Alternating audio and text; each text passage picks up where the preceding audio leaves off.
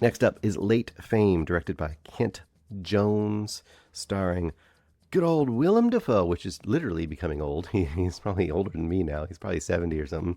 Willem Dafoe as Ed Saxberger. You've got Gloria, played by Greta Lee. These are the two big giant names in this movie. You also have Myers, played by Jake Lacey. He's the main instigator of some of the events in here. And what is Late Fame? So Ed is working. Gosh, I already forgot what he does as a job. Is he works at a post office, I think? What does he do? I already forgot. He works at a, that's not a good sign, is it? He works basically just as an everyday worker in New York, just doing just blue collar work. Just, he does a job, he goes home, whatever. He's just an older guy. He seems relatively content with his life. He has friends he hangs out with. He goes plays pool, drinks. Nothing, he's not down on his luck. He's not living the high life. He's living a pretty average, satisfied sort of life. And then one day on his way home, before he steps into his building, that was his name, Myers guy. Myers stops him and says, "Hey, can I talk to you for a minute?" And Ed's like looking a little suspicious, like, "Well, what? What do you want me for? It's New York. You're not gonna just stop someone on the street and say you want to talk to him. There better be a reason." Anyway, it turns out that in Ed's heyday, like back in the 70s or something, he was a part of the poet scene, the cool art poet scene, and he had written a book of poetry that at the time, it sounds like at the time, wasn't like a huge hit, but in the circles he worked in, it was considered really good.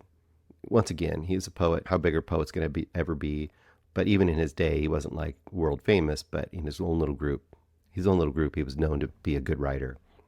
And Myers, it turns out, is part of a young, a hipster, sort of a writer's revival sort of a thing. And he hunted down Ed and he wanted to tell Ed, "We love your book, or we think you're a genius. Would you ever consider just coming and meeting the group and just saying hi to them and whatever, and showing," they'd be blown away that they got to talk to you. So think of it like, I don't know, what would be another equivalent of this? Like, I don't know, a bunch of hipsters who hang out at a artisanal brewery and in the current day and love jazz from Nigeria, and they just happen to notice that one of the Nigerian jazz greats who happens to live in the Bronx is working next to them, and they bring him over and that kind of thing, right? So anyway, he goes, and it's a bunch of spoiled rich kid types who all pontificate over whatever work they're doing and how awesome they are and how no one appreciates true art anymore. And they're a little bit gaga over seeing Ed, and he's very awkwardly flattered sort of in the back of his mind, but he's also a little bit, I don't know, tentative to engage too much with them. But he can't really, someone saying they love his book from 40 years ago or 50 years ago, and no one even knows who he is in his real life now. So he is drawn into that world. Part of that group, too, is Greta Lee's character, once again, Gloria, and she's an outsider. First of all, these other dudes are all dudes. They're all, like I said, very hipstery, insular guys that are all into their very niche thing. And she is very larger than life, acting with a giant A, you know, real, almost like she's acting as a very overacted part in her own life, is how it comes across. And she wants to be the most fabulous thing in the room whenever she steps in. And these guys lap that up. They're all somewhat, I don't know, in love with her, but they're also not just blown away by her presence, that she'd be hanging out with them. And she's just, like I said, eating up the mini spotlight that she's got in this group of eight young hipstery dudes. And that's the whole setup. The whole setup is they're trying to put together not even a show per se, but let's just call it a celebrated reading of their own poetry, trying to create in modern times what used to happen back in the day and make this group of creatives and poets and making an event that people want to come out to and experience. And they want to get Ed to come into this and maybe write again and make something new and really give them some legitimacy with his clout from being from that earlier time, even though no one really knows who this guy is. And his friends don't even know he does this. And that is the basic setup of this movie. Now, here's my I don't know. This is not a terrible movie. It's definitely a very slow movie. I guess the hardest thing I had with this movie is I didn't really understand for how slow and focused this movie is on these basic characters, especially the Gloria and Ed character. I mean, they're the main characters here. In fact, at some point, they're starting to have a maybe romance together, but it's very enigmatic. And as much as we're focusing on like basically a character study of this older guy who had this artistic life as a young man and is now maybe rediscovering that, aka late fame, it's very odd that we don't really get to know him very well. And that's the thing that threw me off in this whole movie.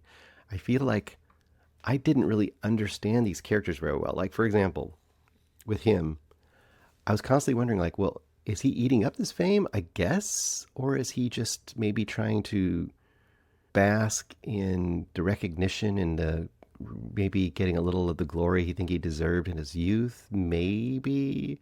But then he's embarrassed around his current day older friends because they're all blue collar like him, and he doesn't want them to know that that he used to have this other life. But then when they find out he had this other life, he rubs their face in it like they're not good enough for him. He's too good for them. It's a lot of the motivations are really unclear to me, what he wants and what he's doing. And the same thing applies to Gloria. You get hints that maybe her real life is much more boring and unfulfilled than this over the top actor character that she plays, almost like someone would be in Cabaret or something. And once again, it's like I understand the idea of a character who puts on a show in their world to compensate for their feelings of, I don't know, boringness in their real life or just not achieving something in real life, and they put on and overdo it in their public persona. But we never really explore it. We just see the edges of it. And I think the whole movie is like that. We see the edges of everything. There's lots of hints. There's hints at Ed's character and what he wants and what he doesn't want, but I didn't ever quite get where we were with his life. Same with Gloria. Same with all the spoiled dudes.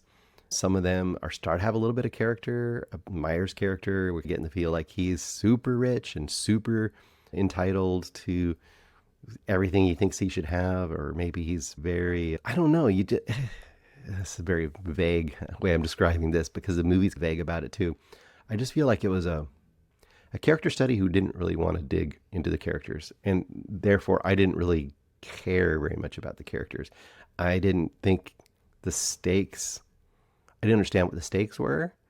Like, if Ed bombed this show, this one big show they're going to have, would it make him feel like a failure again or ever? Or if he does awesome, will it make him feel like he's made it, like aka the title, Late Fame? I don't think it ever really answered these questions.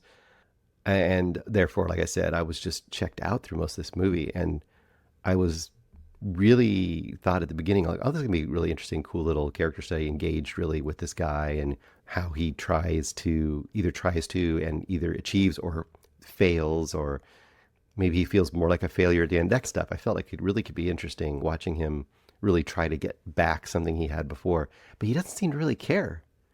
Like, he's okay, all right, cool, or well, whatever. He doesn't seem to really care. He seems to be the same guy he was at the beginning. I don't know. So I'm going to go 2.5 stars on Late Fame too. I can't really see exactly who this is for.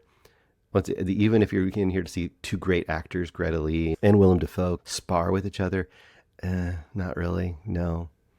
That they're both better and way better in lots of other movies. So go see other movies with them and you'll have a better time, I think. 2.5 stars for Late Fame. Sorry. It seems like something that could have been really interesting and just wasn't. Hey guys, thanks so much for watching this video. For more movie and television reviews and interviews, please subscribe to my Deepest Dream channel. Like, comment, share, subscribe. And as always, thanks so much for your support. Take care.